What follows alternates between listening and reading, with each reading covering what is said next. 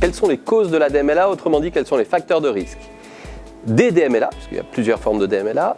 Globalement, il y a deux types de facteurs de risque. Les facteurs de risque génétiques endogènes, contre lesquels on ne peut pas lutter, c'est de la génétique, et qui sont responsables en imputabilité de la maladie à 80%. Autrement dit, 80% de la maladie a une part endogène génétique. Et il y a des facteurs modulateurs environnementaux, ces facteurs environnementaux qui sont essentiellement deux, le tabac, on sait que le tabac augmente à peu près par 6 le risque de DMLA, et la nutrition. Certains modes alimentaires diminuent le risque de DMLA.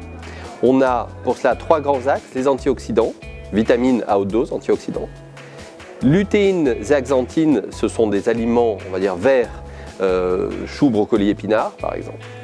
Et le troisième axe, les oméga 3 à longue chaîne. Et on sait que les individus qui en consomment le plus ont moins de risque de DMLA. Ça a été démontré dans des études épidémiologiques, mais aussi dans des études interventionnelles.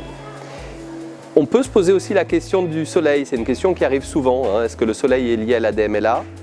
On sait que le soleil n'est pas bon pour la macula, mais il n'y a pas de lien direct entre soleil et dégénérescence maculaire liée à l'âge. Il n'y en a pas.